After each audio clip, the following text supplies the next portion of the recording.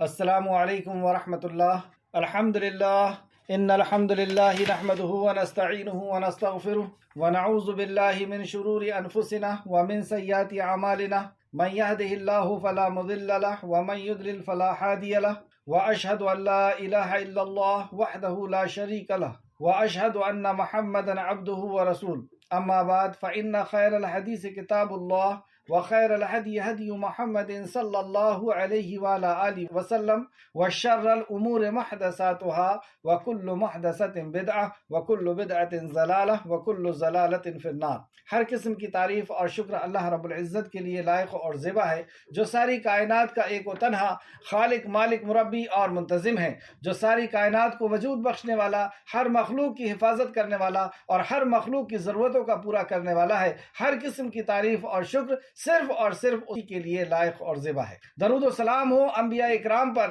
خصوصاً نبی مکرم رحمت للعالمین امام الانبیاء محمد صلی اللہ علیہ وسلم پر اور آپ کے اصحاب پر۔ اللہم صلی وسلم علی نبینا محمد۔ معزز سامعین اکرام، آج انشاءاللہ تعالیٰ سورہ آل عمران کی آیت نمبر 137 سے 137 سے کلاس رہے گی۔ اللہ رب العزت سے دعا ہے کہ اللہ رب العزت ہمیں صحیح معنوں میں قرآن مقدس کو سمجھنے، اس پہ غور و فکر کرنے اور اخلاص کے ساتھ عمل کر کے لوگوں تک پہنچانے کی توفیق عطا فرمائے، آمین یا رب العالمین۔ اعوذ باللہ من الشیطان الرجیم۔ اے اللہ، ہم تیری پناہ میں آتے ہیں شیطان سے۔ اے اللہ، تو شیطان کے مکر و فریب سے ہمیں بچا لے کہ وہ تیرے کلام سے ہمیں دور کر دے، تیرے دین سے ہمیں دور کر دے۔ نبی مکرم صلی اللہ علیہ وسلم کی پاکیزہ تعلیمات، آپ کی سنتوں پر عمل کرنے سے ہمیں دور کر دے۔ اے اللہ، ہم تیری پناہ میں آتے ہیں، ہمیں تو شیطان سے بچا لے۔ بسم اللہ الرحمن الرحیم۔ اللہ کے نام سے جو رحمان اور رحیم ہے، ہم اللہ رب العزت کے نام سے اس عظیم کام کو شروع کر رہے ہیں، اور اللہ رب العزت سے دعا ہے،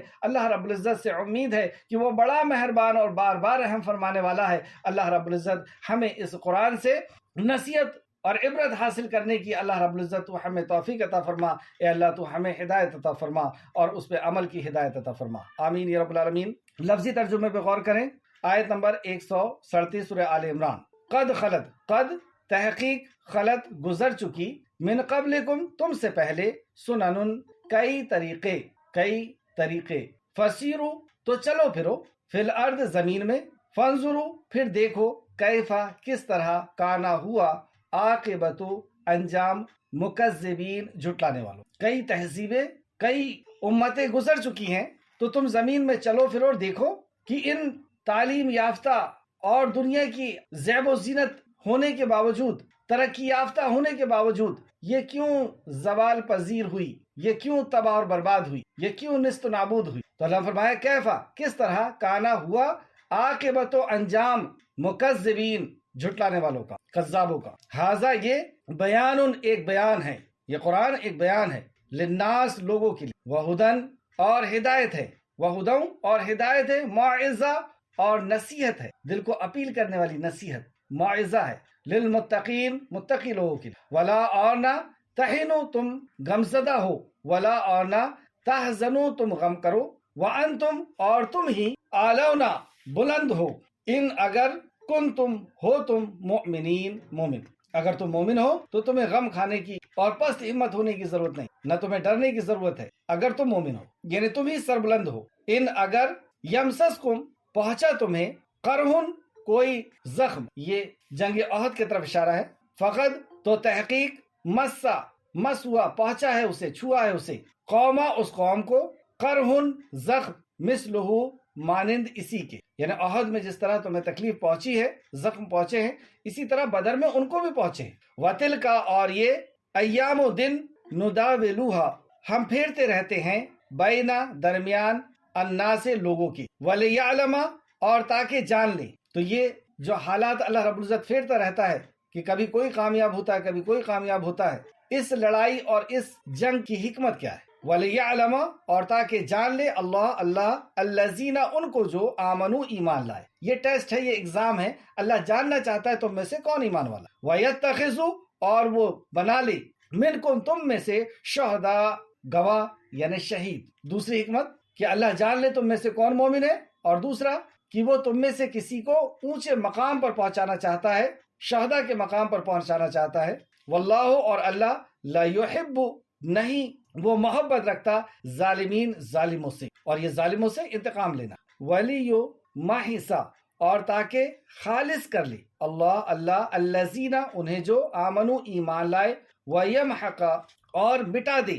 الکافرین کافروں کو، اور کافروں کو اللہ رب العزت اس جنگ کے ذریعے سے مٹا دینا چاہے۔ ام کیا حسب تم گمان کیا تم نے ان کے تدخلو تم داخل ہو جاؤ گے جنت میں، ولما حالانکہ ابھی تک نہیں، یعلم اللہ جانا اللہ نے الذین انہیں جنہوں نے جاہدوا جہاد کیا منکم تم میں سے، ویعلم اور تاکہ وہ جان لے صابرین اور صبر کرنے والے کون ہیں۔ تو تم نے کیا یہ گمان کر لیا ہے کہ ہم نے کہہ دیا ایمان میں ہم آ گئے اور تمہیں آزمایا نہیں جائے گا؟ اور بھی دوسرے مقام پر بھی اللہ رب العزت نے فرمایا ہے وَلَقَدْ اور البتہ تحقیق کنتم تھے تم تمنونا تم تمنا کرتے تم آرزویں کرتے موت کی من قبل ہی اس سے پہلے، مطلب اس سے پہلے تم شہادت کی تمنا کرتے تھے، ان کے تلقوہ تم ملو اسے، فقط پس تحقیق رأیتموہ دیکھ لیا تم نے اسے، وانتم اور تم تنظرون تم دیکھ رہے تھے، مطلب اس مارکے کو، اس میدان کارزار کو تم نے دیکھ لیا اور تم دیکھ رہے تھے۔ پچھلی کلاس میں یعنی آیت نمبر 110 سے میں اللہ رب العزت نے فرمایا تم ایک بہترین امت ہو اور تمہاری پیدائش کا مقصد تم اپنی لوگوں کے لیے پیدا کیے گا، کنتم خیر امت اخرجت للناس تمہیں لوگوں کے لیے نکالا گیا، تأمرون بالمعروف وتنہون عن المنکر بھلائی کا حکم دیتے ہو برائی سے روکتے ہو، وتؤمنون باللہ اور اس کام کو تم اللہ رب العزت پر یقین رکھتے ہوئے کرتے ہو، اور تم اللہ پر یقین رکھتے ہو۔ تو برائی سے روکنا، بھلائی کا حکم دینا، کیا مقصد ہے اس کا؟ مقصد ہے ظلم کا خاتمہ، کرائم کا ختم کرنا، برائی کا دور کرنا، اور ظلم کی 3 اسٹیپ جو پچھلی کلاس میں بتائی گئی تھی۔ سب سے بڑا ظلم اللہ رب العزت کا حق کسی اور کو دینا، دوسرا ظلم مخلوق کا حق کسی اور کو دینا، تیسرا ظلم اپنے آپ پر اللہ رب العزت کی نافرمانی کر کے اپنی جان پر ظلم کرنا۔ تو یہ سارے قسم کے ظلم کے خاتمے کے لیے تأمرون بالمعروف وتنہون عن المنکر بھلائی کا حکم دینا ہے، برائی سے روکنا۔ جیسے یہ کام کو شروع کیا گیا 2 گروپ تقسیم ہوئے ہر دور کے اندر انبیاء علیہ السلام کو اسی مقصد سے پہنچایا گیا، اور آپ کے صحابہ نے یہی مقصد کو پورا کیا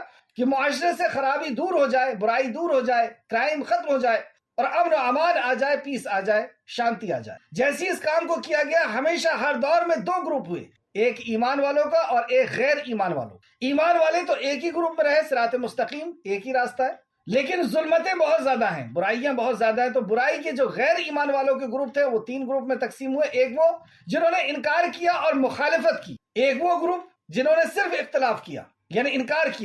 کیا اختلاف نہیں کیا، صرف انکار کیا، اور تیسرا گروپ جنہوں نے منافقت اختیار کی کہ کہا کہ ہم آ گئے ہیں ایمان میں، لیکن اندر سے وہ ایمان میں نہیں تھے، ان کا قول اور عمل الگ الگ تھا، قول اور عمل میں تضاد تھا۔ تو جب حجت قائم ہو گئی اور اللہ کا کلام معاشرے کے اندر انبیاء علیہ السلام کے ذریعے سے پہنچا دیا گیا، تو ایک وہ سلیم الفطرت لوگ جو اسلام میں آ گئے اور جنہوں نے ساری برائیوں کو چھوڑ دیا، اور جو دوسرا گروپ بچا جو ظلم کو ہی پسند کرتا تھا، وہ انسانیت کے اوپر ظلم کرنا، لوگوں کے اوپر ظلم کرنا، اور ہر قسم کی برائی کے اندر جو ملوث تھا، اللہ رب العزت نے ان کے لیے ہر دور میں ایک قانون بنایا کہ انہیں صفائے ہستی سے مٹا دینا ہے، تاکہ دنیا کے اندر عدل قائم ہو، انصاف قائم ہو، سکون اور اطمینان قائم ہو، پیس قائم ہو۔ تو اللہ رب العزت نے ان کے لیے یا تو آسمان سے عذاب پہنچا کر کے انہیں ختم کر دیا، فرشتوں کو پہنچا کر کے، یا اپنے انبیاء کے صحابہ کے ساتھ انہیں یدھ کروایا، دھرم یدھ جس کو کہتے ہیں، جہاد، اور اس کے ذریعے سے ظلم کو ختم کیا گیا۔ جب یہ لوگ ختم کر دیے گئے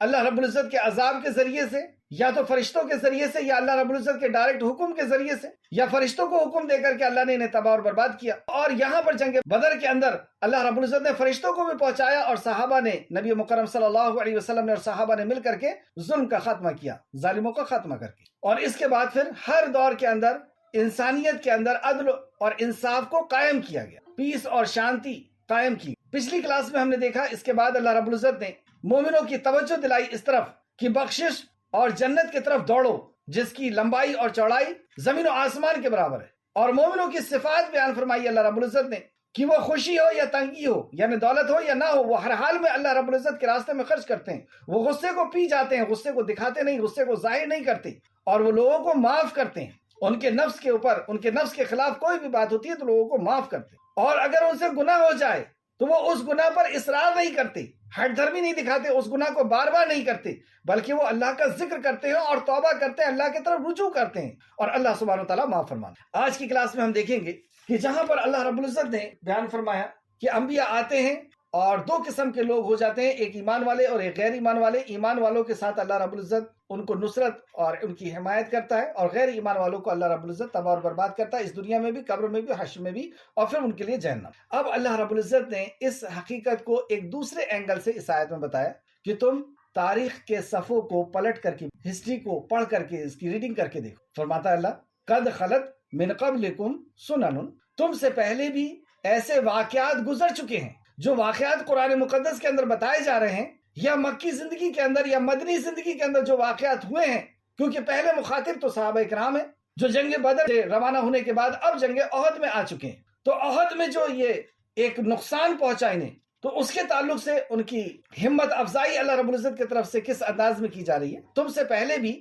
ایسے واقعات گزر چکے ہیں، چنانچہ تم زمین پر چل پھر کر کے دیکھو، یعنی ہم جائیں زمین کا میں سیر کریں، دیکھیں کہ یہ بڑے بڑے محلات کھنڈر میں کیسے تبدیل ہو گئے، یہ بڑی بڑی تہذیب یافتہ قوم جو کہلاتی تھی، وہ کیسے انہیں جوال، انہیں تباہی اور بربادی نے گھیر دیا، جو اپنے آپ کو بہت غرور اور تکبر میں چور ہو کر کے اور اپنے آپ کو سب کچھ سمجھ رکھے تھے۔ میوزیم میں جا کر کے دیکھیں کہ کس طرح ان کی چیزیں پڑی ہوئی، کیوں ہوا یہ؟ یعنی بہت سی ترقی یافتہ قومیں گزر چکی ہیں جنہیں ہم نے دیکھا ہے، اور بعض سی قوموں کو ہم نہیں جانتے، لیکن بعض قوموں کو ہم جانتے ہیں۔ یہ یونانی تہذیب، روسی تہذیب، ہندی تہذیب، مصری تہذیب اور بے شمار تہذیبیں اتنی ترقی یافتہ ہونے کے باوجود، اور ابھی بھی اس دور میں بھی اگر ہم دیکھیں تو آس پاس کے ملکوں کے اندر جو حالات ہو رہے ہیں، بہت اپنے عروج پر انہیں تکبر تھا، غرور تھا۔ ان کے آرٹ کو دیکھیں آپ، ان کے کلچر کو دیکھیں، ان کے فنون کو دیکھیں، ان کی دولت اور ان کی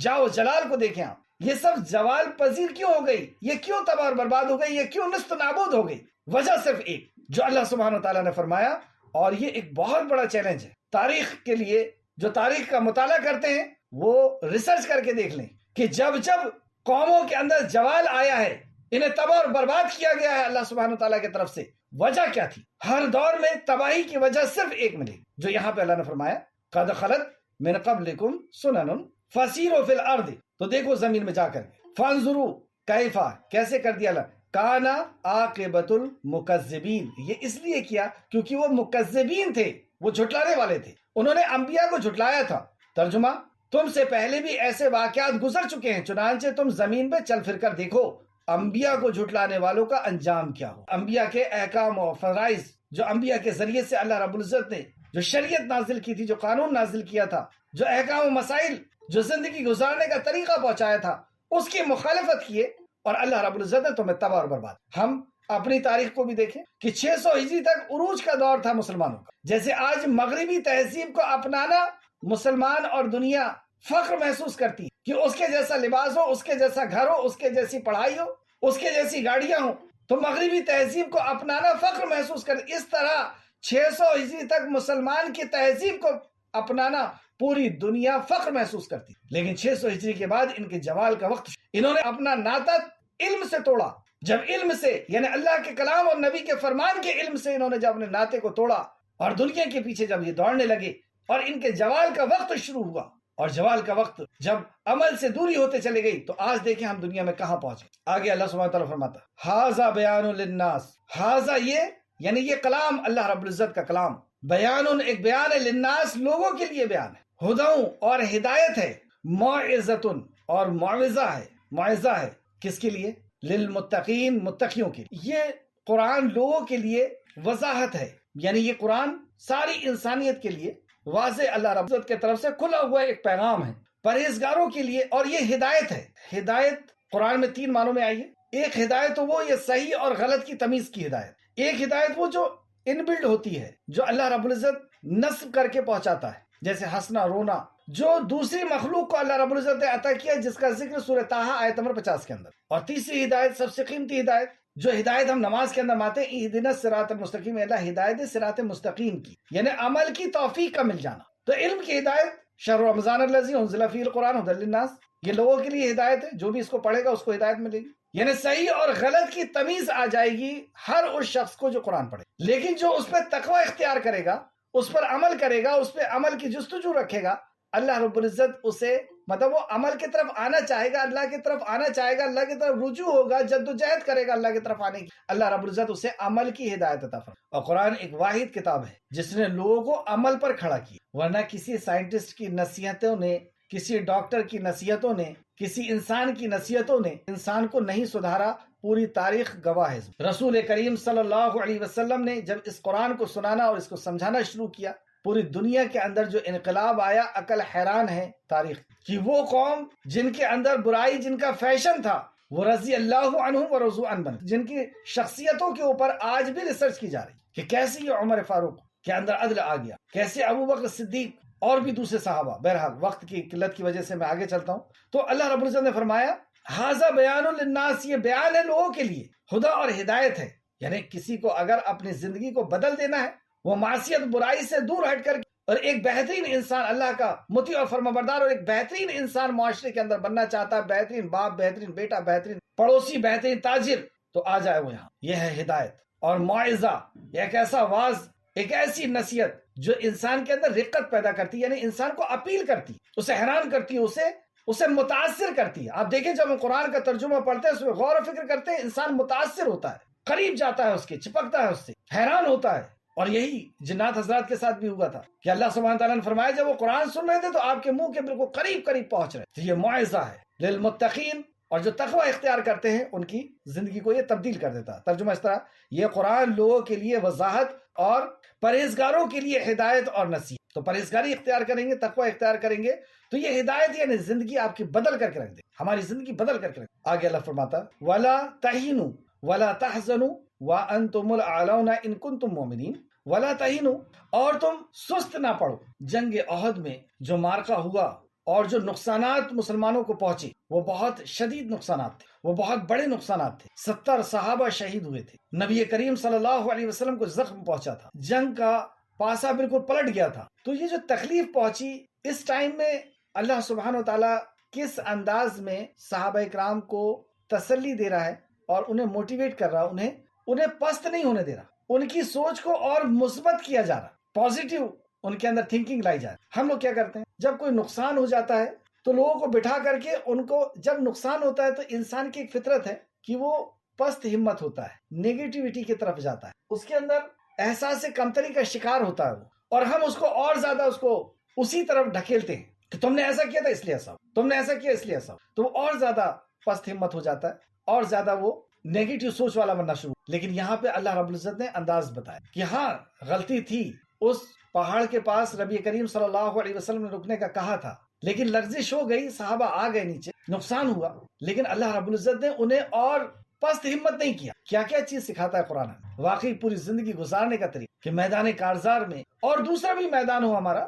دعوتی میدان ہو, ہمارا کوئی کاروباری میدان ہو, جب ہمیں کوئی نقصان پہنچا تو ہمیں کس طریقے سے اپنے ساتھیوں کو ہمت دینا ہے. اللہ سبحانہ وتعالی فرماتا ہے اور تم سست نہ پڑو اور نہ تم غم کھاؤ. سست پڑنے کی اور غم کھانے کی ضرورت نہیں, تم ہی غالب رہو گے. وعدہ ہے اللہ رب العزت کے, غلبہ تمہارے پاس ہے, تم ہی غالب رہو گے ہر دور. کس نے وعدہ کیا؟ ساری کائنات کا خالق اور مالک, اس سے بہتر وعدہ کسی کا نہیں. پوری تاریخ آپ اٹھا کر کے دیکھ لیں, انسانیت کی تاریخ, آدم علیہ السلام, نوح علیہ السلام اور سے لے کر کے اور آج تک اور قیامت تک آنے والا شخص دیکھے گا کہ غلبہ اللہ رب العزت نے جو فرمایا کہ تمہیں ڈرنے اور تمہیں گھبرانے کی ضرورت نہیں, تمہیں سست پڑنے کی اور غم کھانے کی ضرورت نہیں, تم ہی سربلند رہو گے, تم ہی غالب رہو گے. لیکن کب؟ ان کنتم مومنین, اگر تم مومن ہو, اگر تم مومن ہو تو تم ہی غالب رہو گے. اور پھر آگے فرماتا اللہ, اگر تمہیں احد میں زخم لگے ہیں تو ایسے ہی زخم تو انہیں بھی لگے ہیں, ایسے ہی زخم تو ان انکار کرنے والوں کو بھی پہنچے. یعنی جیسے آج تمہیں زخم لگے ہیں تو ویسے پچھلے ٹائم میں 1 سال پہلے جو جنگ ہوئی تھی بدر کی, اس میں ان لوگوں کو زخم پہنچے تھے, ان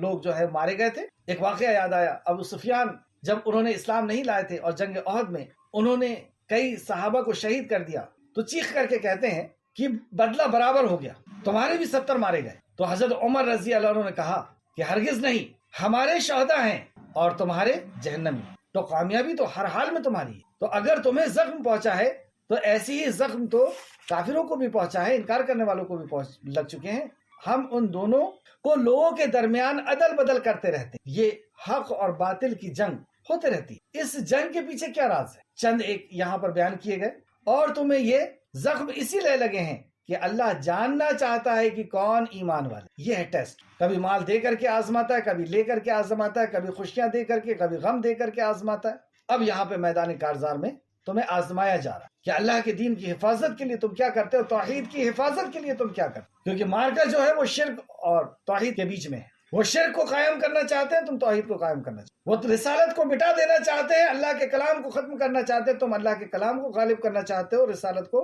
اطاعت اور فرمانبرداری کو غالب کرنا چاہتے. یہ ہے جنگ کے بیچ. تو ایمان والا اپنی جان کو قربان کر کے بھی اس سے بچائے گا، اپنے وقت کو، اپنے عزت کو، اپنی آبرو کو، اپنی دولت کو، اپنی شہرت کو، اپنی اولاد کو، اور آخر میں اپنی جان کو بھی قربان کر کے اس توحید کے میسج کو، اس توحید کے پروانے کو، اس توحید کی تعلیم کو جو ہے بچانے کی کوشش کرے گا، رسالت کو بچانے کی اور دین کو بچانے کی، اللہ کے کلام کو بچانے کی کوشش کرے گا. تو اللہ دیکھنا چاہتا ہے کہ تم میں کون ایمان والا. دوسرا آگے فرمایا اور وہ تم میں بعض کو شہادت کا مرتبہ دینا چاہتا ہے. دوسری وجہ بتائی کہ تم میں سے بعض کو شہادت کا مرتبہ دینا چاہتا ہے اور اللہ ظالموں کو پست کرنے والا. تیسری وجہ بتائی کہ ظالموں کو یعنی ظلم کو ختم کرنا چاہتا ہے. جو انسانیت کے اوپر ظلم ہو رہا ہے، اپنے آپ پہ ظلم کر رہا ہے، اللہ کا حق مار کر کے ظلم کر رہا ہے، تو ظالموں کو پست کرنا. 3 وجہ. اور اس کے بعد اور یہ وجہ بھی تھی کہ اللہ ایمان والوں کو پاک صاف کر دے. ایک وجہ یہ بھی کہ جو بچ گئے ہیں، جنہیں شہادت نہیں ملی، انہیں پاک صاف کر دے، ان کو گناہوں سے مٹا دے، ان کے گناہوں کا خاتمہ ہو جائے اور کفر کرنے والوں کو مٹا دیا جائے. مطلب جنگ کے ذریعے سے یہ جو ظلم ہی کو قائم رکھنا چاہتے ہیں دنیا کے اندر، ان کا خاتمہ کر دیا. کیا یہ تم سمجھ بیٹھے ہو؟ اب یہ جو جنگ ہوئی تھی اس کے تعلق سے چند احادیث. جیسے کہ آپ لوگ جانتے ہیں کہ نبی کریم صلی اللہ علیہ وسلم جنگ احد میں جب پہنچے، احد کے مقام پر، تو آپ نے صحابہ اکرام کو الگ الگ حصوں میں بانٹ دیا. کچھ صحابہ کو آپ نے ایک اونچائی پہ روک دیا اور کہا کہ یہاں سے تمہیں ہلنا نہیں ہے. یہ تیر انداز تھے، جدھر سے لوگ آ سکتے تھے جنگ کے میدان میں، وہاں پر پہلے سے ہی پہرے دینے کے لیے کچھ صحابہ کو روک دیا اور کہہ دیا گیا کہ جب تک رسول اللہ صلی اللہ علیہ وسلم نے فرمایا کہ جب تک میں نہ کہوں یہاں سے نہیں ہلنا، یہاں تک کہ تم ہمیں دیکھو کہ ہم مغلوب ہو چکے ہیں اور پرندوں نے ہماری بوٹیوں کو اٹھا لیا، لیکن اس کے باوجود بھی جب تک میں نہ کہوں جب تک یہاں سے نہیں ہلنا. یہ رسول کریم صلی اللہ علیہ وسلم کا حکم. لیکن صحابہ نے جب دیکھا کہ جنگ جیت چکے ہیں اور لوگ مال غنیمت لے رہے ہیں، تو جنگ جیت چکے ہیں، انہوں نے یہ سوچا کہ یہ حکم تو جنگ کے لیے تھا،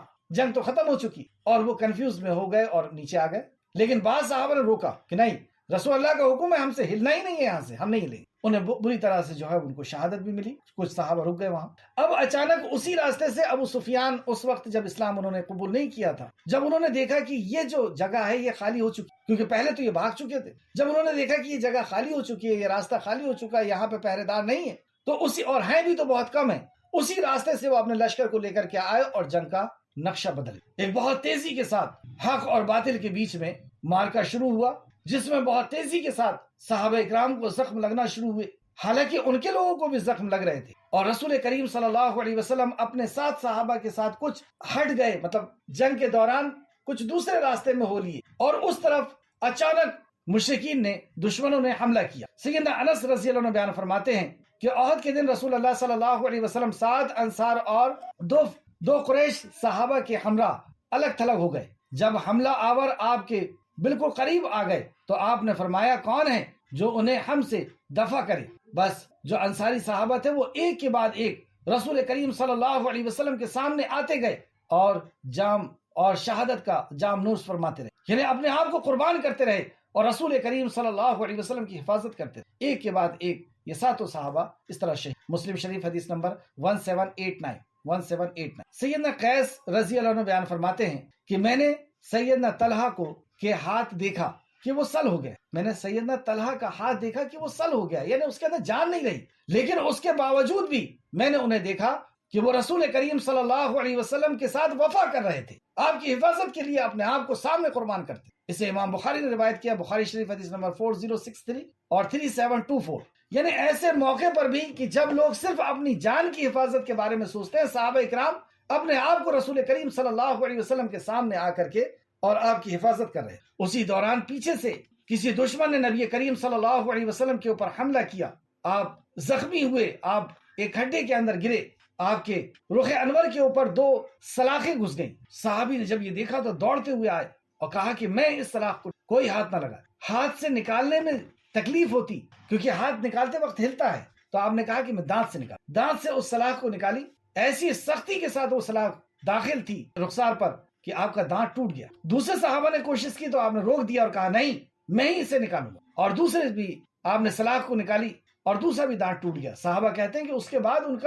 کا حسن و جمال اور بڑھ گیا۔ وہ صحابہ نبی کریم صلی اللہ علیہ وسلم کے دندان مبارک شہید ہوئے اسی جنگ میں، آپ کے دانت جو ہے وہ شہید ہوا، اور اسے امام بخاری نے روایت کیا۔ سیدنا سہل بن سعد رضی اللہ عنہ بیان کرتے ہیں کہ اس احد کے دن رسول اللہ صلی اللہ علیہ وسلم کے اگلے دندان مبارک ٹوٹ گئے اور آپ کا چہرہ زخمی ہوا۔ بخاری شریف حدیث نمبر 4075 اس طرح ایسا سخت وہ مارکا تھا۔ اسی بیچ ایک بڑا واقعہ ہے اور وقت اس کی اجازت نہیں دے رہا، لیکن پھر بھی 2-3 حدیثیں میں آپ کے سامنے رکھوں گا کہ کیسے لوگ تھے وہ، کیسے تھے وہ صحابہ اکرام جنہیں رضی اللہ عنہ و رضوا عنہ کا خطاب ملا۔ 2 صحابی جنگ سے ہٹ کر کے اور آپس میں بات کرنے لگے، اور کیا بات کرتے ہیں؟ سیدنا سعد بن ابی وقاص رضی اللہ عنہ بیان کرتے ہیں کہ سیدنا عبداللہ بن حجش رضی اللہ عنہ نے احد کے روز ان سے کہا تم اللہ سے، یعنی یہ بعد میں اپنے بیٹے سے یہ واقعہ بیان کرتے ہیں کہ احد کے دن ہم دونوں نے ایسی ایسی باتیں کی۔ تو سیدنا سعد بن ابی وقاص رضی اللہ عنہ بیان کرتے ہیں، یہ بیان کرتے ہیں سیدنا عبداللہ بن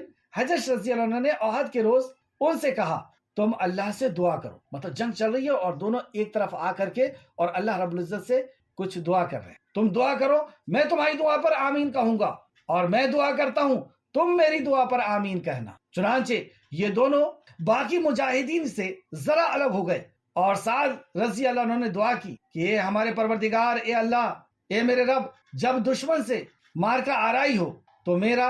تو جو لوگوں میں سے سب سے زیادہ زبردست ہو اور غضب میں شدید ہو، مطلب غصے کا شدید ہو، زیادہ ہو، میں اس سے لڑوں اور وہ مجھ سے لڑے۔ دعا کیا کر رہے؟ اے اللہ، اے ہمارے رب، میرا جس سے سامنا ہو وہ سب سے سخت ترین انسان ہو، اس کا غصہ سب سے سخت ترین ہو، اس کے لڑنے کا انداز سب سے زیادہ بلند ہو، اور پھر وہ میرا سامنا کرے اور مجھے اس پہ تو غلبہ عطا فرما، میں اسے قتل کر ڈالوں اور اس کی لڑائی کا سامان لے لوں۔ یہ آپ نے دعا کی۔ وہیں پر عبداللہ بن حجش رضی اللہ عنہ نے آمین کہا، اور اب آپ کی باری تھی، تو حضرت عبداللہ بن حجش نے دعا کی اے میرے پروردگار، میرا سامنا بھی ایسے ہی شخص سے ہو کہ وہ دشمنی میں اور لڑائی میں سب سے زیادہ سخت ہو، دشمنی میں اور لڑائی میں سب سے زیادہ سخت، اور وہ لڑنے میں شدید ہو، مطلب لڑائی میں بھی تیز ہو، میں اس سے محض تیری خاطر لڑوں، میں اس سے محض اپنی اصلاح کی بھی دعا کر، اپنے اخلاص کے لیے بھی دعا کر رہے کہ میں صرف خالص تیرے لیے لڑوں، تیرے کلمے کے بلندی کی، تیری وحدانیت توحید کے لیے لڑوں، اور مجھے قتل کر دے، پھر میرا ناک اور کان کاٹ کر مجھے ایسا قتل کر دے اور میرا ناک اور کان بھی وہ کاٹ لے۔ میں جب کل کو آپ سے ملاقات کروں، اے اللہ، جب میں کل کو تیرے سے ملاقات کروں تو تم مجھ سے پوچھے کہ یہ تیرے کان اور تیری ناک کیسے کٹ گئی، اور جواب دوں کہ اللہ تیرے خاطر، تیرے دین کے خاطر، تیرے کلمے کے خاطر، پھر تم مجھ سے کہے اے عبداللہ تو نے سچ کہا، اے عبداللہ تو نے سچ کہا۔ دیکھیں ایسی تمنا کر رہے کہ اللہ میں ایسا کاٹا جائے کہ میرا ناک اور کان کاٹ دیا جائے، تو مجھ سے پوچھے اور میں کہوں کہ تیری رضا کے لیے۔ دوسرے صحابی دعا کرتے ہیں کہ اللہ میدان کارزار میں مجھے اس طرح سے شہید کر دیا جائے کہ میرے جسم سے خون کے فوارے نکل جائیں، اور کل حشر کے میدان میں تو کہے کہ یہ میری رضا کے لیے، میرے دین کے لیے اس نے اس طرح شہادت دی۔ تو سعد اس دعا پر آمین کہیے، اور سعد نے اس دعا پر آمین کہی، حضرت سعد رضی اللہ عنہ نے اس دعا پر آمین کہی۔ سعد رضی اللہ عنہ اپنے بیٹے کو یہ واقعہ سناتے ہوئے بتاتے ہیں کہ بیٹا، عبداللہ بن حجش رضی اللہ عنہ کی دعا میری دعا سے بہتر تھی۔ مارکے کے دن میں نے آخر پر یہ منظر دیکھا، مارکے کے دن آخر میں یہ منظر دیکھا کہ عبداللہ بن حجش رضی اللہ عنہ کی ناک اور کان دھاگے میں پرو کر لٹکا دیا گیا، جیسی انہوں نے دعا کی ویسی کی ویسی اللہ سبحانہ تعالیٰ نے اس دعا اور کان اور ناک کو کاٹ کر کے اور اس کو ایک دھاگے میں پرو کر کے اور لٹکایا گیا۔ مستدرک حاکم جلد نمبر 1 اور حدیث نمبر 2409 2409، سنن القبرى البہقی جلد نمبر 6 صفحہ نمبر 307 اور 308۔ اب ایک اور واقعہ آپ نے اکثر سنا ہوگا، لیکن آج اس کی میں دلیل بھی آپ کو دینا چاہتا ہوں کہ ایک صحابہ انتظار میں تھے اور اچانک خبر آئی اور غسل کرنے کی حاجت تھی، لیکن اس کے باوجود بھی ویسے ہی نکل پڑے۔ کس چیز نے آپ کو نکالا؟ یہ دین کی محبت، کہ دین کے اوپر کوئی غالب نہ آ جائے، دین کو نقصان نہ پہنچ جائے۔ آج ہم دیکھیں ہم کہاں ہیں، دین کو کس قدر نقصان پہنچ رہا ہے، دینی تعلیمات کو کس طرح نقصان پہنچ رہا ہے، لیکن ہمیں کوئی ہوش نہیں کہ ہماری اولاد بھی دین سے واقف ہے یا نہیں، ہمارا معاشرہ، ہماری خاندان میں واقف ہے یا نہیں۔ تو غسل کی حاجت ہے، لیکن اس کے بعد بھی میدان کارزار میں داخل ہو گئے اور شہید ہو۔ واقعہ اس طرح ہے، سیدنا عبداللہ بن زبیر رضی اللہ عنہ بیان کرتے ہیں کہ حنظلہ بن ابی عامر رضی اللہ عنہ لڑتے ہوئے ابو سفیان کے پاس جا پہنچے۔ وہ اسے قتل کرنے ہی والے تھے کہ پیچھے سے ایک دشمن نے آ کر کے حضرت حنظلہ کو شہید کر دیا۔ ان کی شہادت کے بعد رسول اللہ صلی اللہ علیہ وسلم نے صحابہ سے فرمایا، اب جب شہیدوں کو اکٹھا کرنے لگے تو حضرت حنظلہ کے تعلق سے رسول کریم صلی اللہ علیہ وسلم نے فرمایا کہ تمہارے ساتھی حنظلہ کو فرشتے غسل دے رہے ہیں، اس کی بیوی سے پوچھو کہ کیا وجہ ہے، فرشتے سے کیوں غسل دے رہے ہیں، اس کی بیوی سے پوچھو کیا وجہ ہے۔ تو بیوی سے جب پوچھا گیا تو اس نے بتایا کہ جب حنظلہ نے مارکہ آرائی کا سنا، جیسی اس جنگ کے بارے میں سنا، مارکے کے بارے میں سنا، تو اس پر غسل واجب تھا، لیکن وہ اللہ کے راستے میں اس حالت میں نکل پڑے۔ یہ سن کر رسول اللہ صلی اللہ علیہ وسلم نے فرمایا، اس وجہ سے فرشتوں نے حنظلہ رضی اللہ عنہ کو غسل۔ یہ وہ مبارک جماعت تھی جو رضی اللہ عنہ و رضوا عنہ کہتے۔ مستدرک حاکم جلد نمبر 3 حدیث نمبر 4917، بیہقی نے بھی اس حدیث کو لائے ہیں، بیہقی شریف جلد نمبر 4 اور حدیث نمبر 7025 7025۔ ایک آخر حدیث، وقت ختم ہو گیا اس وجہ۔ ابراہیم رحمۃ اللہ علیہ بیان کرتے ہیں کہ ان کے والد سیدنا عبد الرحمن بن عوف رضی اللہ عنہ نے روزہ رکھا ہوا تھا، ان کے پاس کھانا لایا گیا تو وہ سیدنا مصعب بن عمیر کو یاد کرتے ہوئے کہنے لگے۔ مصعب بن عمیر کون ہے؟ یہ مدینہ کے وہ صحابی، رسول کریم صلی اللہ علیہ وسلم کے وہ ساتھی، وہ شاگرد کہ جن کے ذریعے سے مدینہ کے اندر انقلاب پیدا ہو۔ یہ مدینہ کے داعی تھے، انہیں داعی بنا کر کے اللہ کے رسول صلی اللہ علیہ وسلم نے مدینہ کے بہت آپ کی خدمت رہی ہے مدینہ۔ مصعب بن عمیر کو یاد کرتے ہوئے کہنے لگے، وہ احد میں شہید کر دیے گئے اور وہ مجھ سے بہتر تھے، انہیں ایک چادر میں کفن دیا گیا، وہ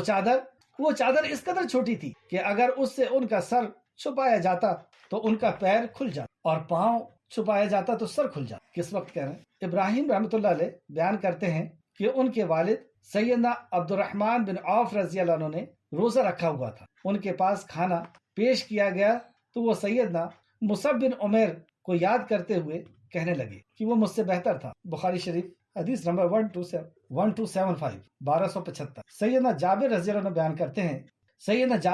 بیان کرتے ہیں جب میرے والد احد کی جنگ میں شہید کر دیے گئے،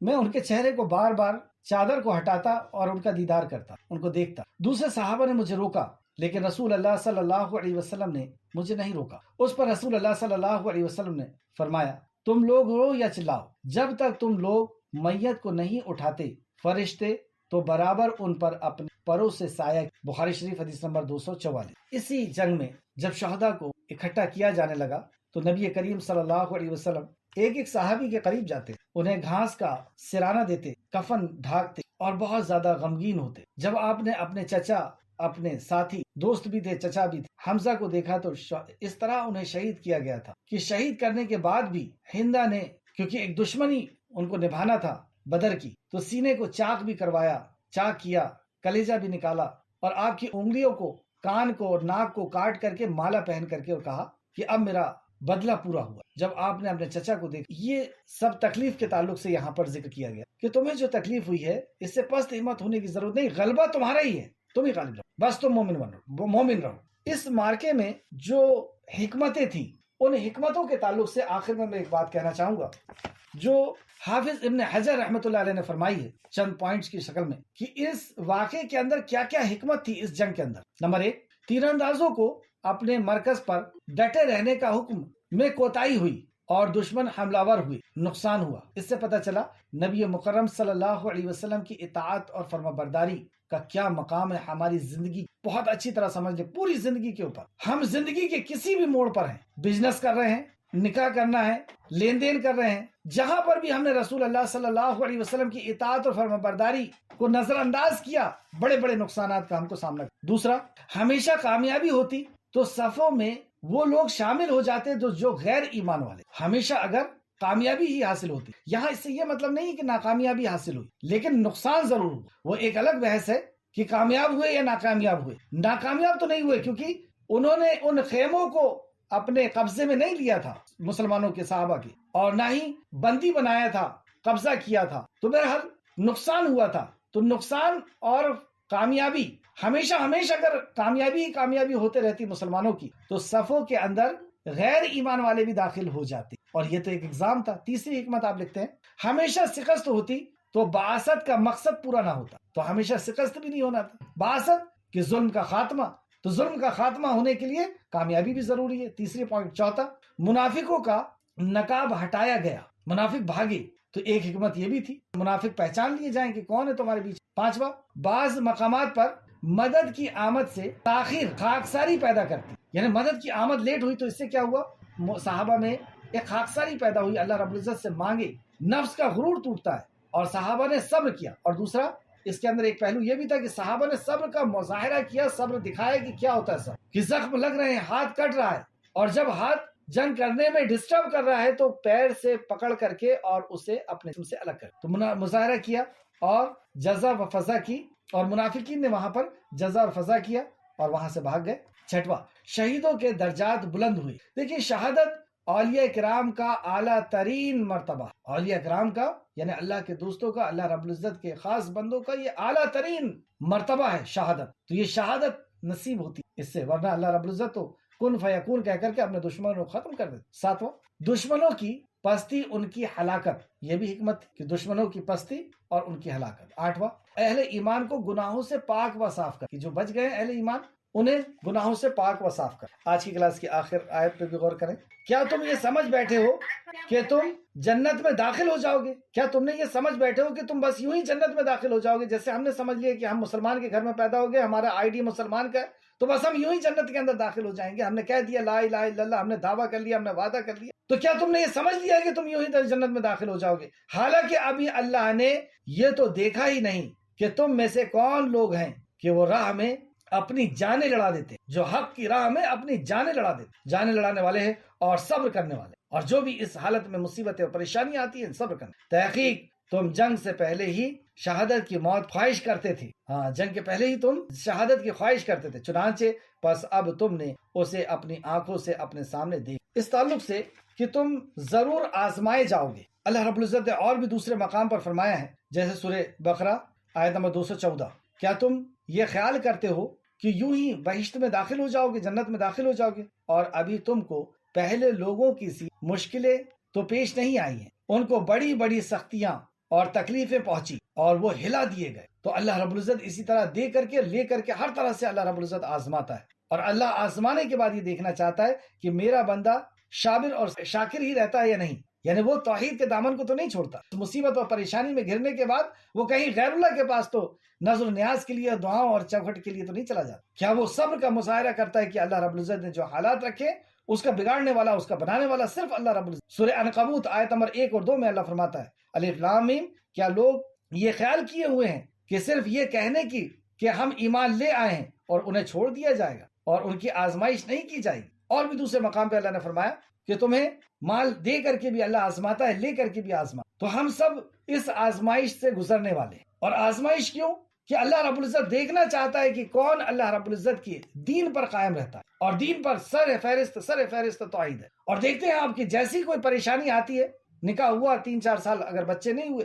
تو شرک کا دروازہ دکھنا شروع ہو جاتا ہے، کاروبار نہیں چل رہا ہے اور بابا لوگ دکھنا شروع ہو جاتے ہیں، کوئی بھی مصیبت اور پریشانی آتی ہے تو اللہ رب العزت یہ دیکھتا ہے کہ بندہ واقعی جو اس نے کہا ہے اشہد ان لا الہ الا اللہ، کہ نہیں کوئی عبادت کے لائق سوائے اللہ رب العزت، تو وہ اس بات پر قائم رہتا ہے یا نہیں، اور محمد رسول اللہ صلی اللہ علیہ وسلم کے لائے ہوئے پاکیزہ دین اور سنتوں پر قائم رہتا ہے، تو آزمائے ضرور جائے گا۔ اچھا، اس میں ایک دوسرا پہلو یہ بھی نکلتا ہے کہ اگر کسی کے ذہن میں یہ بات آ رہی ہے کہ دین میں آنا، دین کے اندر آنا یعنی دین کا سیکھنا اور اس پہ عمل کرنا، یہ تو بڑا مصیبت والی بات ہے، آزمائے جائیں گے، پریشانیاں آئیں گی، تو ایسا کرتے ہیں دین چھوڑ دیں، تو دین چھوڑ دیں گے تو کیا ہوگا؟ عذاب آئے۔ جنگ بدر میں، جنگ احد میں کیا تھا؟ ایک طرف آزمائش تھی اور دوسری طرف عذاب تھا، صحابہ کے لیے آزمائش ہے اور ادھر عذاب ہے، گرفتار دونوں ہیں، زخمیں دونوں کو لگ رہے ہیں، تکلیفیں دونوں کو پہنچ رہی ہیں، تو آج بھی دنیا کے اندر سبھی پریشان ہیں، لیکن مومن آزمائے جا رہے ہیں، ان کے درجات بلند ہو رہے ہیں، ان کی نیکیاں بڑھ رہی ہیں، ان کے گناہ دھل رہے ہیں، اور جو انکار کر رہے ہیں، نافرمانی کر رہے ہیں اللہ کے کلام کی، نبی کے فرمان کی،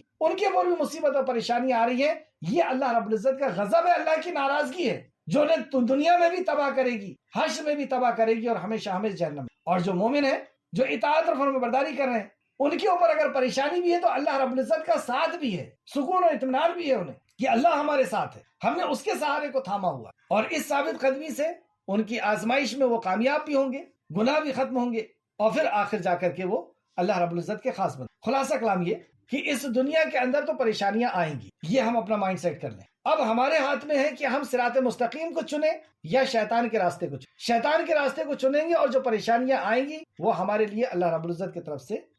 عذاب ہوگا، اللہ کی ناراضگی ہوگی اور اس کے بنا پر آئے گی۔ اور اگر ہم صراط مستقیم کو چنتے ہیں، اللہ رب العزت کے مطیع اور فرمانبردار بنتے ہیں اور پریشانیاں آئیں گی، اللہ نے فرمایا کہ میں اپنے بندے کے لیے کافی نہیں ہوں۔ جیسے یہاں پہ آپ نے پڑھا کہ سورہ عنکبوت کے اندر کہ وہ ہلا دیے جاتے ہیں، اور جب وہ ہلا دیے جاتے ہیں سخت پریشانی میں ان کو جھنجھوڑ دیا جاتا ہے تو بس اللہ رب العزت کی مدد پہنچ جاتی، تو اللہ رب العزت ان کی مدد کے لیے کافی ہے۔ تو اللہ نے فرمایا کہ میں اپنے بندوں کے لیے کافی نہیں۔ اللہ نے یہاں پہ فرمایا ولا تہینوا ولا تحزنوا، تم ڈرو نہیں، تم گھبراؤ نہیں، تم پس ہمت نہ ہو، ولا تہینوا ولا تحزنوا، تم ہی سر بلند رہو گے، لیکن کب؟ ان کنتم مومنین، بس تم مومن بن جاؤ۔ ایک ہی مطالبہ ہے ہم سے کہ اگر ہم مومن بن جاتے ہیں، اللہ کی رسی کو مضبوطی سے پکڑ لیتے ہیں، اللہ کے اس کڑے کو تھام لیتے ہیں، اس توحید کو تھام لیتے ہیں، تو جو کبھی نہ چھوٹے گا اور جو کبھی نہ ختم ہوگا۔ آخر میں اللہ رب العزت سے دعا ہے کہ خالق کے مالک جو کچھ بھی ہم نے پڑھا، جو کچھ بھی ہم نے غور و فکر، اس پہ ہمیں مزید غور و فکر کرنے کی تو توفیق عطا فرما۔ جو نصیحتیں اور وصیتیں ہیں کہ اللہ اس پہ سمجھنے اور اس پر اخلاص کے ساتھ عمل کرنے کی توفیق۔ اے خالق کے مالک جب تک ہمیں زندہ رکھ، ایمان اور اخلاص کے ساتھ، عمل صالح کے ساتھ ہمیں زندہ رکھ،